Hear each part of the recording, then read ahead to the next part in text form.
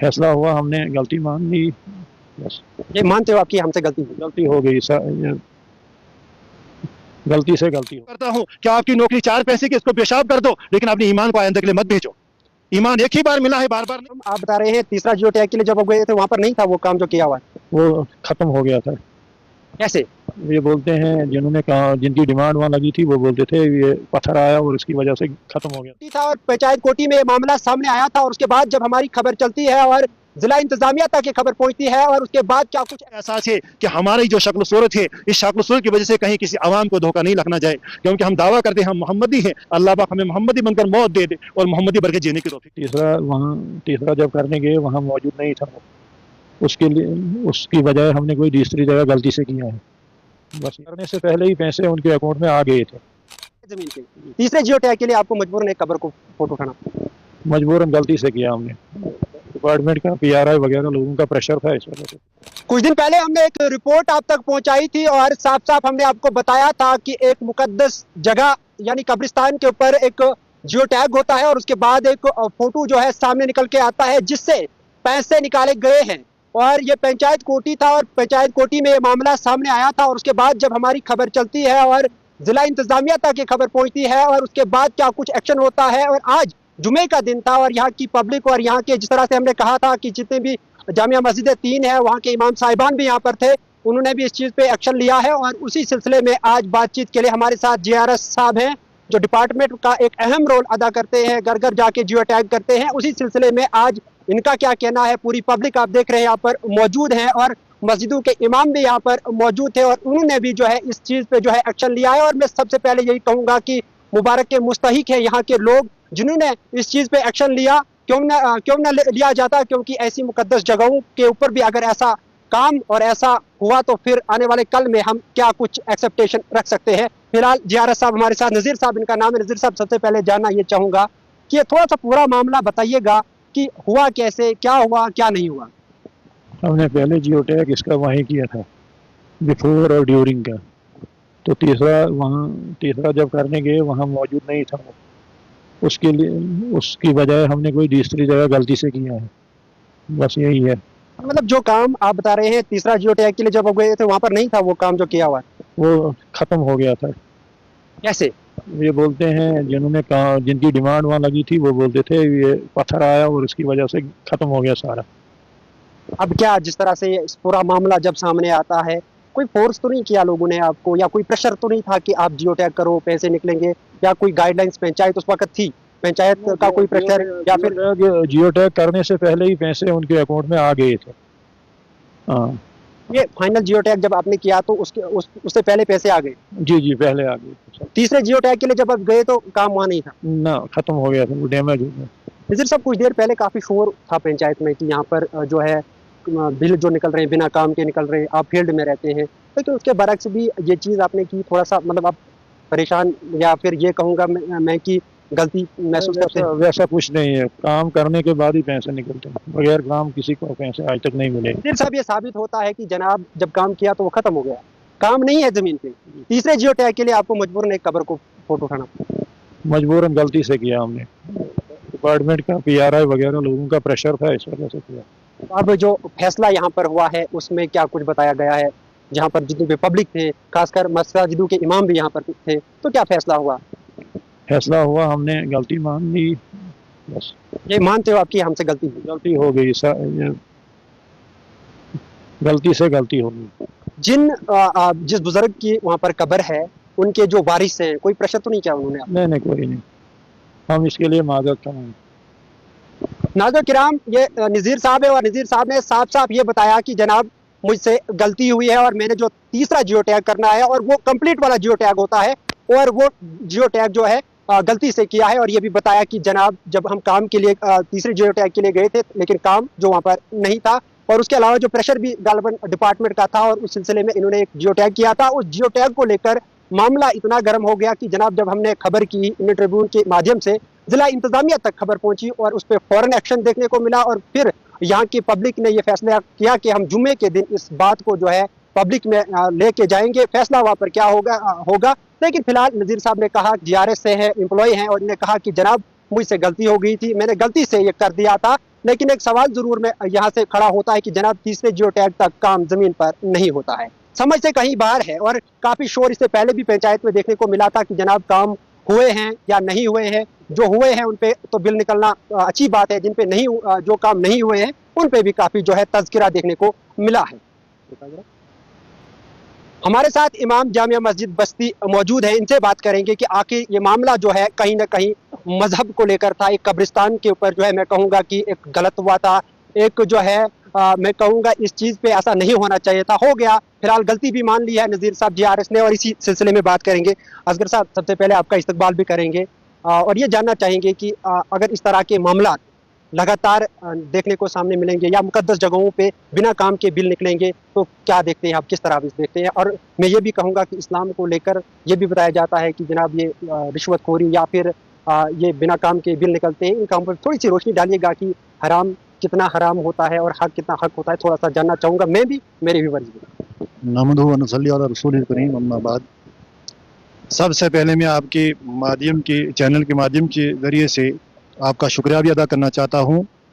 और बहुत अफसोस की बात यह हुई कि बहरहाल जिस धर्म और जिस दीन को हम मानने वाले हैं, ये सारी इंसानियत के लिए रहमत है।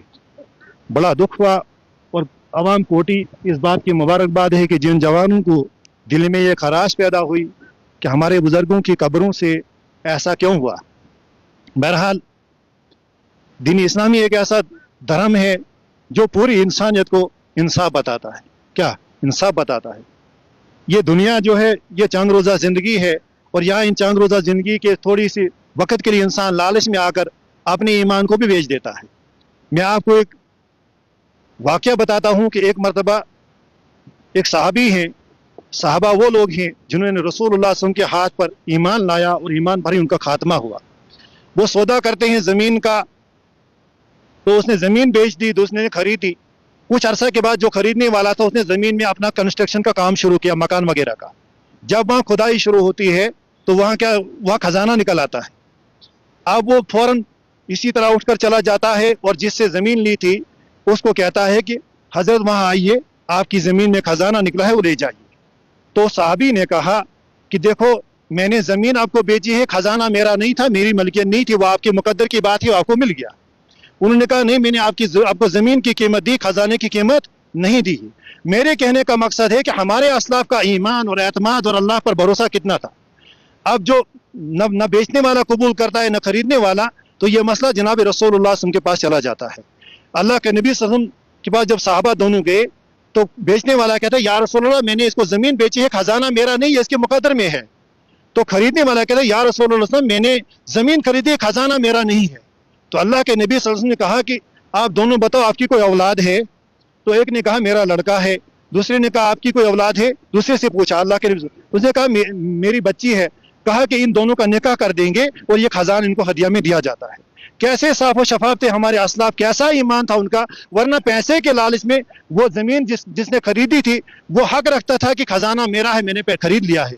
लेकिन इतना ईमान, इतना अल्लाह की ज़ात पर भरोसा, इतना अल्लाह की ज़ात पर एतमाद कि देखो हमेशा हलाल पर ही नज़र थी। लेकिन आज हम पैसे के लालच में ना अपने धर्म को देखते हैं, ना अपने ईमान को देखते हैं, और ना ये देखते हैं कि हमारा देखो सबसे बड़ी बात जो है, जो हमारा लिबास है ये वज़ा करता है, या अल्लाह के नबी की सुन्नत है। अगर हमारी वजह से ये बदनाम हो गया तो कल अल्लाह के नबी से हम इतना महशर में पूछेंगे, ए मेरे उम्मती, क्या मैंने इस शक्ल सूरत का भी अपने ख्याल नहीं रखा। हमें बहुत बड़ा अफसोस हुआ। लेकिन साथ ही ये पंचायत यहाँ रखी गई, एक मसला रखा गया, इसका तो थाना डोडा भी मसला चल रहा था। लेकिन उन्होंने कहा कि आप बाहमी तौर पर पहले मजहबी तौर पर आप कर दो, बाकी अगर आप इसको छोड़ देते हो तो कानून भी कुछ इसको रिलैक्सेशन दे देगी। तो अब नज़ीर साहब ने ये गलती कबूल कर ली। इसके बकौल की कुछ प्रेशर मैं सुन रहा था अभी कि इसने बताया कि मुझे कोई प्रेशर था, लेकिन मैं नज़ीर साहब मेरे भाई का लड़का है, मैं इसे नसीहत करता हूँ कि आपकी नौकरी 4 पैसे की, इसको पेशाब कर दो, लेकिन अपने ईमान को आइंदा के लिए मत भेजो। ईमान एक ही बार मिला है, बार बार नहीं मिलेगा। बाकी आपके मुकद्दर में जो रिज़्क है, मेरे मुकद्दर में जो रिज़्क है वो अल्लाह ने करे, वो मिलकर रहेगा। लेकिन क्यों अपने धर्म को बदनाम करें? धर्म हमारा ही नहीं, कोई भी धर्म को मानने वाला है, लेकिन धर्म के नाम पर जो कोई बात आती है तो फिर इंसान के जज्बात को ठेस पहुंचती है, कत्ल गारत हो सकती है। लेकिन आइंदा हम अपने जवानों से भी गुजारिश करते हैं, अपने आवाम से भी गुजारिश करते हैं कि देखो ईमानदारी का सबूत दीजिए। क्या अपना हलाल खाइए, मेहनत करके खाइए। देखो पैसे 2 दिन की खुशी है, लेकिन खुशियां देने वाला मेरा अल्लाह है। हम बिस्तर खरीद सकते हैं लेकिन नींद नहीं आ सकती जब तक अल्लाह देंगे। हम पैसे से इज्जत का सामान खरीद सकते हैं लेकिन इज्जत नहीं खरीद सकते हैं। लिहाजा ये फैसला जो यहाँ वारसीन, हमने भी वारसीन से कहा कि आप भी अल्लाह के लिए इसको माफ कर दो, क्योंकि आप माफ करेंगे तो ऊपर वाला भी माफ करेगा। अगर ऑफिसर छोड़ भी दे, दूसरे छोड़ भी दें, लेकिन वो खालिक के कायनात मालिक है, अगर किसको माफ ना करे तो वहां कहाँ जाएगा? वहां पैसा साथ नहीं आएगा, वह तो इंसान के साथ उसकी नेकियां और गुनाह होंगे। लिहाजा वारसीन को भी बड़ी तकलीफ हुई। मैं आवाम से भी गुजारिश करता हूं कि कोई ऐसा शक न ले इसमें कि भाई वारसीन ने कहीं ये फोटो इसलिए लिया हो कि हम भी इसका पैसा निकाल कर, तो बहुत सारी बातें फिर वजूद में आती हैं ना कि कोई इसी तरह एक बात पहले आई कि सुनने में आया था कि नहीं जिसका 1.5 लाख था, लेकिन यहाँ हमारे जो साबिक सरपंच है उनके फर्जंद साहब भी यहाँ मौजूद थे, उन्होंने कहा ऐसी बात नहीं थी, वही इतने 15,000 उनको मिला है। लेकिन जब वो पेट में शायद टूट गया या क्या हुआ था तो इसने गलती के से कब्र का फोटो लिया। मैंने इसको बहुत टोका, मैंने कहा कि आपको अपने ऑफिसर को रिपोर्ट करना चाहिए था कि वहाँ है नहीं, लेकिन आपने इतनी बड़ी गलती की। अब ये नज़ीर साहब आपके चैनल के माध्यम से हमारे सामने यहाँ आवाम से भी माफ़ी मांगता है और आलमी इस्लाम से भी माफ़ी मांगता है कि आइंदा मैं ऐसी गलती नहीं करूँगा, आइंदा दयानतदारी ईमानदारी से काम करूँगा। और हमें भी ये एहसास है कि हमारी जो शक्ल सूरत है, इस शक्ल सूरत की वजह से कहीं किसी आवाम को धोखा नहीं लगना जाए, क्योंकि हम दावा करते हैं हम मोहम्मदी हैं। अल्लाह पाक हमें मोहम्मदी बनकर मौत दे दे और मोहम्मदी बनकर जीने की तौफीक दे दे। शुक्रिया, जज़ाकल्लाह। नाज़रीन किराम, ये जो है इमाम जामिया मस्जिद बस्ती थे और आज ये भी यहाँ पर थे और आपने देखा इस्लाम किस चीज़ का दर्स देता है और इस्लाम सिखाता क्या है।